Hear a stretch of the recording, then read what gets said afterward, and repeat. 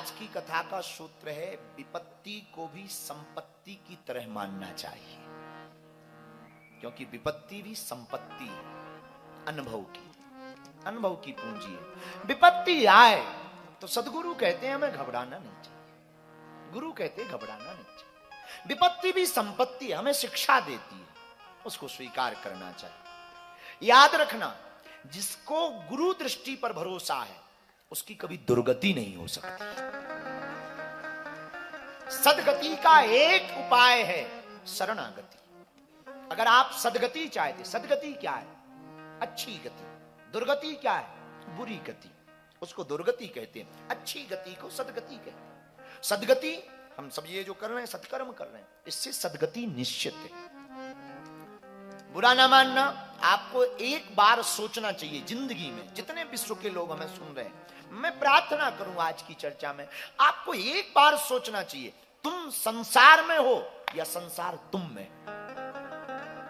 तुम्हें सोचना पड़ेगा कि तुम जीने के लिए खाते हो या खाने के लिए जीते हो। तुम्हें सोचना पड़ेगा ईश्वर तुम्हारे अंदर है या तुम ईश्वर के अंदर हो। आज का विचार, सुबह बैठे बैठे पता नहीं आज तो हमने बड़ी देर से नहाया, बहुत देर से नहाया। अब कितनी देर से नहाया ये नहीं बताएंगे, वरना तुम फॉलो करोगे। ये भी बड़ी लफड़ा है कि क्या बताना क्या नहीं बताना, ये भी गुरु की मति के ऊपर है। कई बार गड़बड़ बता दो, आफत हो जाती है। हाँ, बता दो कि भाई, हम अभी नीचे कह रहे थे जब उतरे कि भाई छूना नहीं, दूर से, क्योंकि कुछ लोगों को लगता है छूने में ही चमत्कार।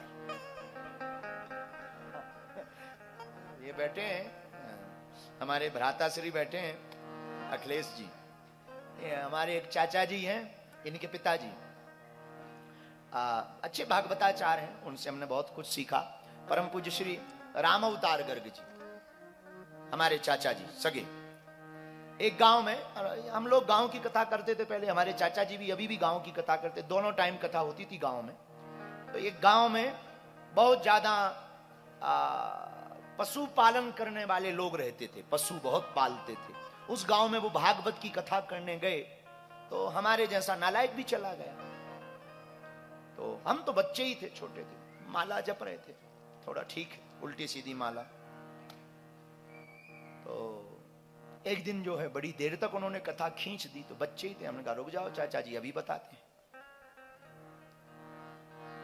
उनके मुंह से एक बात निकल गई, और वो बात बड़ी विचित्र। हमने कहा ना, सोच के गुरु को बोलना चाहिए। उन्होंने कहा कि किसी कथा व्यास की चोटी का एक बाल अगर मथानी में लगा दो तो मक्खन ज्यादा निकलता है। किसी कथा व्यास की चोटी का एक बाल अगर मथानी में बांध दो, मथानी जानते हो ना, हाँ, मथानी में बांध दो तो मक्खन बहुत निकलता है। हमारे जैसा एडवर्टाइजमेंट करने वाला मिल जाए तो जितनी वहां की पशुपालन करने वाले पुरुषों की बीवियां थीं, हमने उनको कहा मक्खन अगर बहुत चाहिए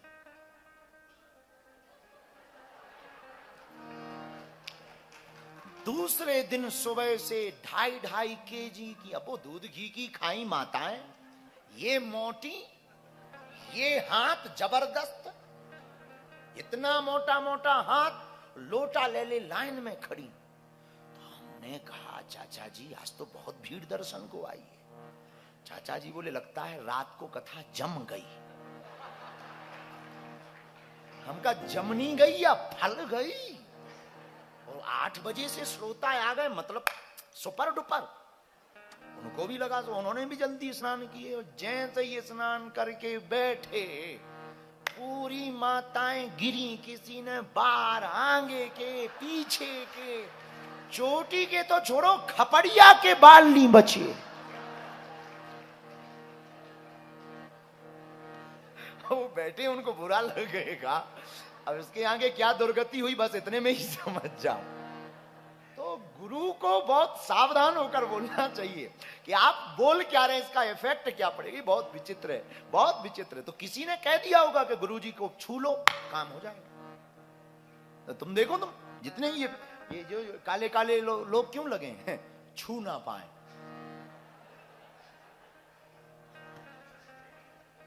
क्यों लगे? छू ना पाए।